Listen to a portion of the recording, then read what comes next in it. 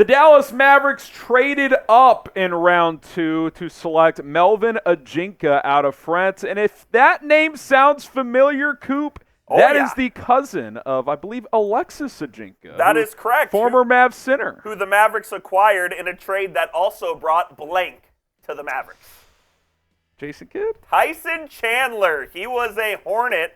He was pretty good. He came over in the Tyson Chandler trade, but we're not here to talk about Alexis Ajinca. We're here to talk about Melvin, the wing out of San Quentin. When the Mavs made this deal, Harrison, I can't say I know much about the guy, but they clearly liked him enough to go ahead and trade up 7 spots. Yeah, and look, it's not one of those like they gave up a future pick. They basically swapped picks with New York and sent cash considerations to the Knicks as well. Our good friend, cash considerations. Yes, we love cash considerations. Yeah, exactly. They never bust. Never. They're always solid. So they move up. Clearly liked him enough to go secure him at 51. I'll say this, and I'm not going to BS you guys and act like I heavily studied this guy. The guy's got an NBA body, though. Yep. He's 6'7" and a half, or at a quarter. Wingspan about 6'7" and a half as well. You know, he kind of profiles, if he hits his ceiling, as a 3-and-D type of guy. He shot 36% from 3 last year in France, which that's a decent number for a 20-year-old as well. He doesn't really play make for others. That's something Rolly pointed out. He averaged 0.7 assists last year. So this is a guy who can score a little bit and play defense, but he's not really a creator. So, you know, NBA body, workable jump shot. The question I have, Coop, is this a draft and stash? Is he on a 2-way deal? Is he on the 15-man? That'll all, you know, play itself out depending on what happens via free agency and trades. Yeah, that's pretty unclear what his status is going to be. If I had to guess, I think he's going to be a 2-way guy. I doubt this is your standard NBA deal. I also think there's a scenario where he's not even on this Mavericks roster and he's back in France playing next year as a draft and stash kind of guy just to save some off the cap. But like you said, has an intriguing NBA frame, and we'll get into more of his scouting and what he kind of looks like as a player. But for now, go ahead and grade the pick, A, B, C, D, or F, down in the comment section, and let us know what you think of the Mavericks picking Melvin Ajinca or Ajinca, however the hell you say it. I'm at least intrigued by him because I like the measurables. Yeah, I mean, I like the body. 36% three-point guy in a professional league in France. I don't know, B-. I mean, you didn't really give up anything for it. You moved up 7 spots, but only had to give up cash. It ain't my money, so I don't give a shit. Exactly. You know, so I think you're picking this late in the second round. As long as you're not giving up future assets, I can't give it a bad grade. So it's not like it's Satnam Singh. It is not Satnam like when Singh. you made that pick, it was like, this is a 0% chance he ever plays in the NBA. This guy may not have a great chance, but he's got a chance with his physicality and, like I said, a workable jump shot. Kevin O'Connor says a knockdown spot-up three-point shooter with a great feel for relocating, flashes isolation scoring with potential step-back threes, and pull-up mid-range jumpers. He isn't an amazing ball handler, but he's capable enough to make a play off the bounce, giving him more upside than stationary specialists. So, you know, he's got some workable skills there, which I certainly like.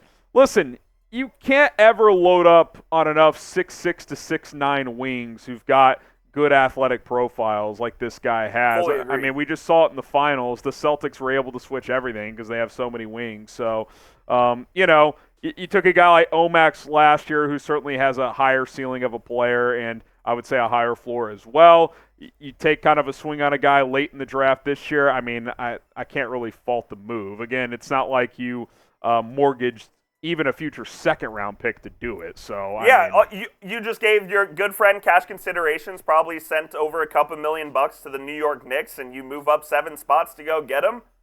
Sure, I guess so. I mean, this is we knew that the Mavs weren't going to do much, and they weren't going to be big players in this draft. I don't hate it, and we'll see what happens. I don't expect him to be a piece next year. Is he a piece 2 or 3 years down the road? Perhaps, and I kind of think that's what the Mavs are hoping for as well. Subscribe to the channel for more Mavericks coverage. Now that the draft is in the books, we'll have UDFA coverage. I would expect the Mavs to add a couple of undrafted free agents. We'll have that video out for you guys in the morning once some news drops. Some guys are already starting to sign with teams. No Mavs signings as we're filming this, but we'll we'll keep you up to date on that. If there's any huge notable ones, we'll throw up a YouTube short or something. Oh, yeah. So be on the lookout for that. Full UDFA tracker tomorrow, and we'll get you ready for free agency too with the latest rumors. Top free agents will probably go out on Saturday. So a lot of coverage to come. YouTube.com/MavsTV. Keep it locked in here to Dallas Mavericks today. So the draft is now over, and Tim Hardaway Jr. is still on this roster. Yeah, that's a little frustrating. You would think that they probably tried to make a move there. I think one of a couple scenarios are going to happen. One, you still trade him, and you attach a future pick or it's some player-for-player swap, like – I don't know what example that is. I mean, like, I doubt this would happen, but would Miami do a Duncan Robinson for Tim Hardaway swap? I don't even know if I would do that. I was going to say, I don't know if I would either. But, like, I think that's the type of market you're talking about. Maybe you have to attach a future second to unload him to Detroit or to Philadelphia or some team like that who has cap space. And then the unfortunate possibility is you might just have to stretch waive him and take on about $5.5 million over the next 3 seasons on your cap, which wouldn't kill you, but you're already doing that with JaVale McGee for a few $1 million over the next several years. So you're talking about probably having $8 million of dead cap essentially over the next 3 seasons plus one more for JaVale's money. I mean, that's $8 million is like a real contract. It's not insignificant, yeah. And look, Hardaway can't be on this roster to start next season. I think that much is clear. Yeah. Mark Stein reported that the Mavericks are in talks with Hardaway's agent to try to find him a destination, so it's something that they're clearly working on to try to get him on another team. The Mavs probably just didn't find a deal today that they liked. I do believe he will be traded.